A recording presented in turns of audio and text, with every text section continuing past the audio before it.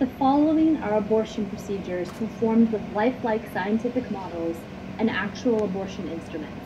Though disturbing, it is extremely important for everyone everywhere to know what an actual abortion procedure entails, how its victim will die, and how a woman could be hurt by it. Please don't look away. Know that over 3,000 lives will be lost today in the United States alone from one of these abortion procedures. The first procedure that I'm going to demonstrate for you is the partial birth abortion procedure. Although this procedure is currently banned in the United States, other late-term abortion procedures are less well known to us, and they are as horrific as this abortion procedure. So it is important to know about how babies are being killed at this late stage of pregnancy. In a normal pregnancy, for the first half of the pregnancy, the baby is presenting head up inside the mother's body.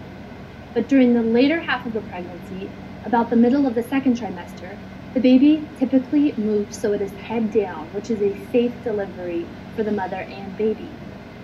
In partial birth abortion, the abortionist must first force the woman's cervix open prematurely, which is dangerous and causes a much higher rate of premature birth in later pregnancies. Then the abortionist reaches up inside the uterus and turns the baby so it is no longer head down, but head up. This is the breech position. He then delivers the baby so that just the head is left inside the mother's body. The abortionist must leave the head inside the mother. Otherwise, the baby is considered born.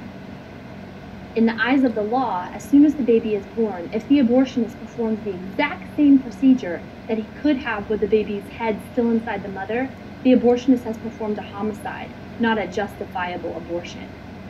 Once the abortionist has delivered the baby thus far, he takes his medical forceps. He stabs the baby inside the back of its head.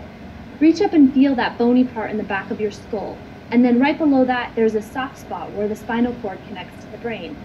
That is where the abortionist stabs the baby in the head. He opens the forceps to make a hole. He then uses his suction tube, which is essentially a vacuum, sucks the baby's brains out, crushes the baby's head, and delivers the dead baby. Again, if he were to perform this exact same abortion procedure on a baby that had been completely delivered from the mother, it would be a homicide. 3 inches, or the length of a credit card in your wallet, separates a homicide from a justifiable abortion.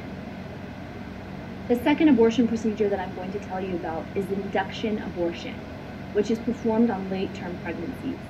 In this abortion procedure, the abortionist uses a 10-inch long needle. He fills the syringe of the needle with digoxin. He then takes the needle, inserts it through the mother's abdomen, and stabs the baby in its heart. He floods the baby's heart with digoxin, which causes a massive heart attack. Survivors of a heart attack tell us that heart attacks are both terrifying and extremely painful. The baby feels every bit of this as anesthesia is not administered. Up to 2 or 3 days later, the mother is induced and must go through the delivery process and delivers a dead baby.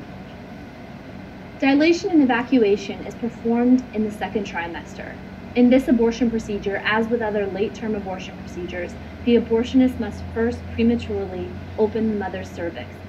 After the abortionist has opened the cervix, he reaches inside the uterus with a pair of medical forceps.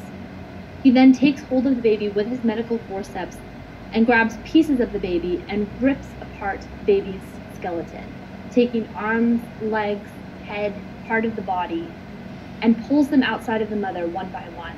A nurse would stand by, reassemble the body like some sort of macabre jigsaw puzzle to make sure that no part of the baby was left inside the mother. If any part of the baby is left inside of the mother, this opens the mother up to dangerous infection because the baby is a completely different genetic material than herself. This abortion procedure is particularly risky because the abortionist can, thinking that they are grabbing a part of the baby, puncture the mother's uterus, grab a part of the bowel, and bring it inside the mother's uterus where it ruptures, spilling waste into her body. This is how many women have lost their lives to legal, quote-unquote, safe abortion. First trimester abortions are the most common in America. For some reason, we think that a first trimester abortion is acceptable. The babies are so small, so underdeveloped, that it's okay to kill them. but later on in pregnancy, America becomes increasingly more against abortion.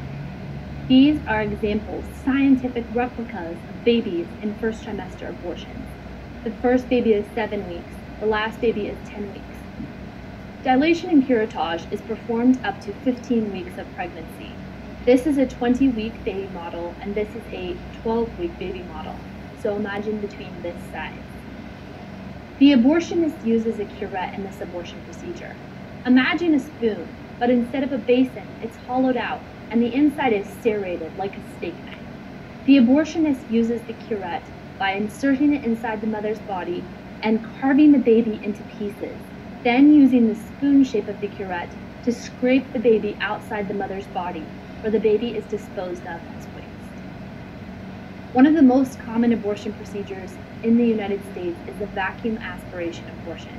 The abortionist uses essentially a strong vacuum, reaches inside the uterus, vacuums the baby, the placenta, and all the contents of the womb out, where the baby typically can go down the sink or as medical waste. Chemical abortions are on the rise. Think of them as, horrifically, the fast food of the abortion industry. Abortionists can spend very little time with women, give them their abortion, and send them out the door.